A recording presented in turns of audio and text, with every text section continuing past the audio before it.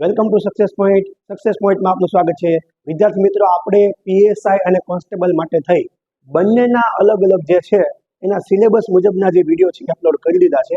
તો એકવાર ખાસ જોઈ લેજો, જેથી કરીને તમારા મગજની અંદર પીએસઆઈ અને કોન્સ્ટેબલનો સંપૂર્ણ સિલેબસ છે એ સારી રીતે ફિટ થઈ જાય. અને આજથી આપણે જે છે એ પીએસઆઈ અને કોન્સ્ટેબલ માટે ઉપયોગી એવા મહત્વના જે ટોપિક છે એ ટોપિકને લગતા વિડીયો જે છે, અલગ અલગ ટોપિક જે છે એ આપણે અપલોડ કરવાના છીએ. તો આજના આ વિડીયોની અંદર આપણે જે છે એ ગુજરાતનો સાંસ્કૃતિક વારસો અને એમાં પણ આપણે ગુફા સ્થાપત્ય જે છે એના વિશે વાત કરવાના છીએ.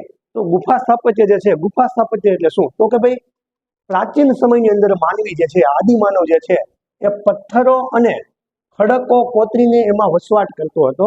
સાથે સાથે ગુફાનો જે ખાસ ઉપયોગ જે છે એ વસવાટ કરવા માટે થઈને કરતો હતો. અને સાથે સાથે તેમાં પથ્થર પર પ્રાણીઓ, પક્ષીઓ, દેવી દેવતા અને પ્રકૃતિના વિવિધ ચિત્રો જે છે એ દોરતો હતો. હવે ગુજરાતની અંદર જે ગુફાઓ છે એ મુખ્યત્વે ઈસવીસન પૂર્વે 2જી થી લઈ અને 6ઠી સદી સુધીની જોવા મળે છે. જેમાંથી મોટા ભાગની ગુફાઓ જે છે એ બૌદ્ધ ધર્મ સાથે સંકળાયેલી છે. અને એ સિવાય ગુજરાતની અંદર જૈન અને હિન્દુ ધર્મને સંબંધિત ગુફાઓ પણ જોવા મળે છે. ગુજરાતની મુખ્ય ગુફાઓની આપણે વાત કરવી હોય તો જેની અંદર ખાપરા કોડિયાની ગુફાઓ છે, બાબા પ્યારાની ગુફાઓ છે, રાજકોટ જિલ્લાની ખંભાલીડાની ગુફાઓ છે, સિયોતની ગુફાઓ છે, કડિયા ડુંગરની ગુફાઓ છે, તળાજાની ગુફાઓ છે.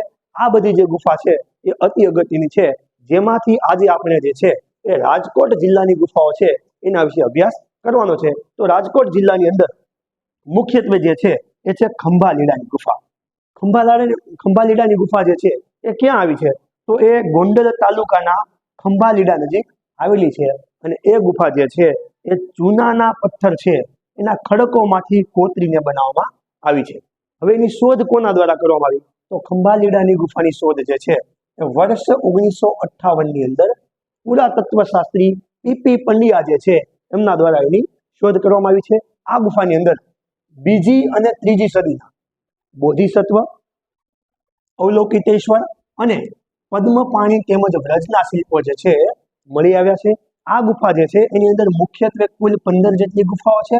અને મુખ્યત્વે આ ગુફા જે છે એ બૌદ્ધ ધર્મના મહાયાન સંપ્રદાય સાથે સંકળાયેલ છે. અને ગુજરાતની જે 13 બુદ્ધિસ્ટ સર્કિટ છે એની અંદર પણ આ ગુફા છે એ સ્થાન પામેલી છે. ખાસ યાદ રાખવાનું છે, ખંભાલીડાની ગુફા રાજકોટ જિલ્લાના ગોંડલ તાલુકા નજીક આવેલી છે. અને ચૂનાના પથ્થર જે છે એમાંથી કોતરીને બનાવવામાં આવે છે.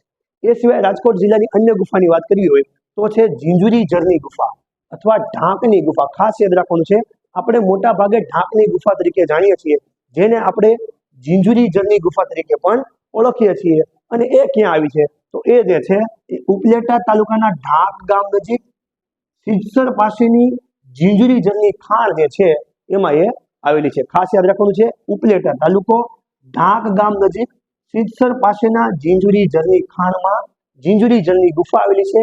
અને એને ઢાંકની ગુફા પણ કહેવાય છે.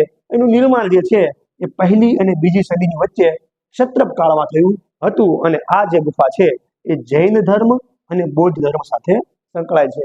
આ ખૂબ જ મહત્વની ગુફા છે. અને એ સિવાય પણ અન્ય એક ગુફા જે છે એ રાજકોટ જિલ્લામાં આવેલી છે, અને એ છે ડિંગ થળોની ગુફા, જે રાજકોટના જસદણ નજીક આવેલી છે. તો ખાસ યાદ રાખવાનું છે, રાજકોટ જિલ્લાની આટલી ગુફા જે છે એ અતિ અગત્યની છે. ખાસ કરીને વિડીયોને લાઇક, શેર અને સબસ્ક્રાઇબ કરવાનું ભૂલશો નહીં. Thank you for watching this video.